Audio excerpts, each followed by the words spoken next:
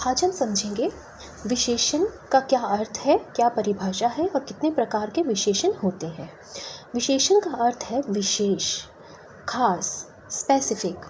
English में हम इसको एडजेक्टिव के नाम से जानते हैं। जो शब्द संज्ञा या सर्वनाम की विशेषता बताते हैं विशेषण कहलाते हैं और वह संज्ञा या सर्वनाम विशेष्य के नाम से जाने जाते हैं। विशेषण संज्ञा या सर्वनाम की विशेषता बताते हैं, जबकि विशेष्य वह शब्द है जिसकी विशेषता बताई जाती है। जैसे कि सफ़ेद हाथी, इसमें सफ़ेद विशेषण है और हाथी विशेष्य है। दूसरा उदाहरण लेते हैं, जैसे कि मीठा आम, मीठा विशेषण है और आम विशेष्य है। मुझे 2 पेन चाहिए, 2 विशेषण है और पेन विशेष्य है। इसी तरह से कुछ और उदाहरण हम देखेंगे। अच्छा आदमी सभी जगह सम्मान पाता है, बुरे आदमी को अपमानित होना पड़ता है।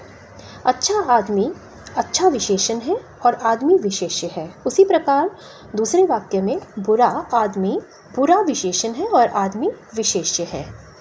विशेषण के 4 प्रकार होते हैं, 4 मुख्य प्रकार होते हैं, जिसमें से सबसे पहले आता है गुणवाचक विशेषण। तो गुणवाचक विशेषण क्या है?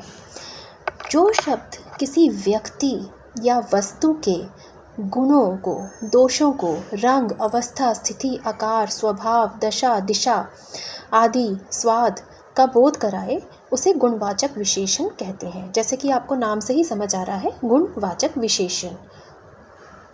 गुणवाचक विशेषण में भी कई प्रकार होते हैं।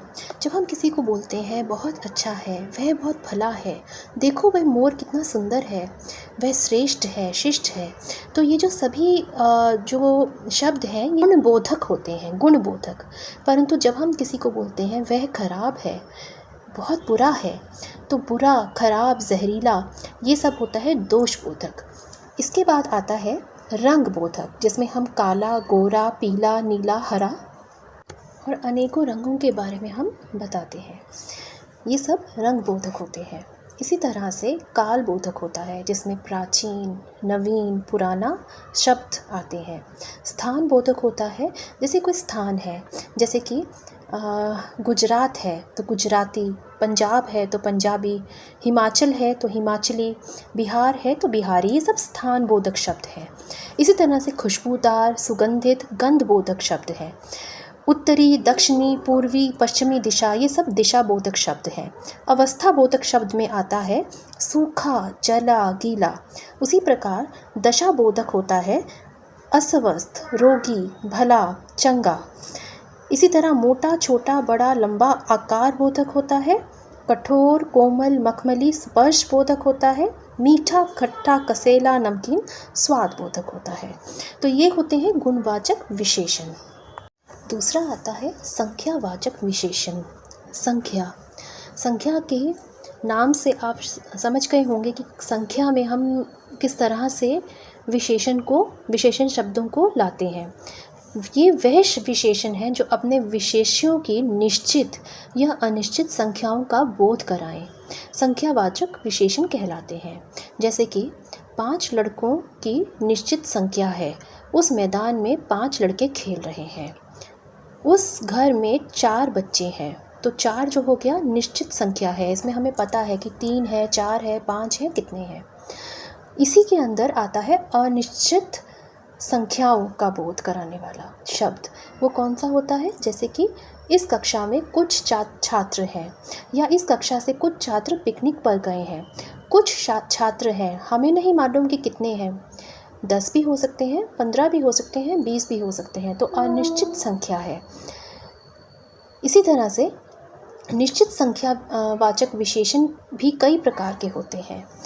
निश्चित संख्यावाचक विशेषणों में सबसे पहले आता है गणनावाचक विशेषण। ये अपनी विशेष्य की साधारण संख्या या गिनती बताता है। इसके भी 2 प्रकार के भेद होते हैं, पूर्णक बोधक, पूर्ण संख्यावाचक, अपूर्ण संख्यावाचक। पूर्ण संख्यावाचक होता है जैसे 5 छात्र, 10 छात्र, 4 बच्चे, 10 बच्चे। और दूसरी तरफ अपूर्ण संख्यावाचक में होता है अपूर्ण, यानी कि जो कि पूरा नहीं है, 2.5 किलोमीटर, 1.25 रुपये। अब निश्चित संख्यावाचक विशेषण के अंदर दूसरा आता है क्रमवाचक विशेषण। यह विशेष्य की क्रमात्मक संख्या यानी विशेष्य के क्रम को बतलाता है। इसका प्रयोग सदा एक वचन में होता है, जैसे पहली कक्षा, दूसरी लड़की, तीसरी, सीक्वेंस जिसको हम बोलेंगे, पहला, दूसरा, तीसरा, ये क्रमवाचक विशेषण होते हैं। इसके बाद आते हैं आवृत्तिवाचक विशेषण। ये वह विशेषण है जो इकाई की आवृत्ति की संख्या बतलाता है, जैसे 2.5 गुना लाभ, दुगने छात्र आदि।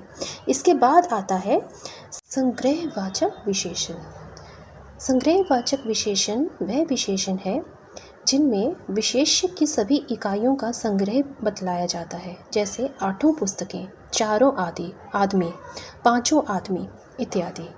इसके बाद आता है समुदायवाचक विशेषण। यह वस्तुओं की सामुदायिक संख्या को व्यक्त करता है, जैसे 5 दर्जन कापियाँ, 2 जोड़ी चप्पल, 6 दर्जन केले इत्यादि। इसके बाद आता है विप्सावाचक। व्यापकता का बोध कराने वाली संख्या को विप्सावाचक कहते हैं, जैसे कि प्रत्येक 3 घंटों पर यहाँ से एक गाड़ी खुलती है। विशेषण का तीसरा प्रकार है परिमाणवाचक विशेषण।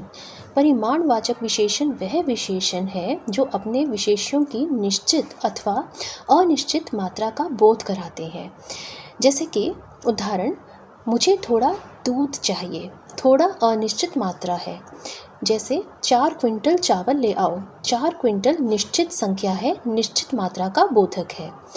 इसी प्रकार से परिमाणवाचक विशेषण के बाद आता है चौथा सर्वनामिक विशेषण। सर्वनामिक विशेषण को हम संकेतवाचक विशेषण के नाम से भी जानते हैं। सर्वनामिक विशेषण वे सर्वनाम शब्द होते हैं जो संज्ञा से पहले आकर उसकी विशेषता बताते हैं, जैसे यह गाय है, वह लड़का, वह आदमी आदि। ये गाय बहुत दूध देती है, वह आदमी बड़ा मेहनती है। विशेषताएं, ये सर्वनाम शब्द संज्ञा के लिए विशेषण का काम करते हैं। ये सर्वनाम शब्द संज्ञा से पहले प्रयोग होते हैं। तो आज हमने विस्तार से जाना है कि विशेषण क्या है और विशेषण के प्रकार क्या हैं। धन्यवाद।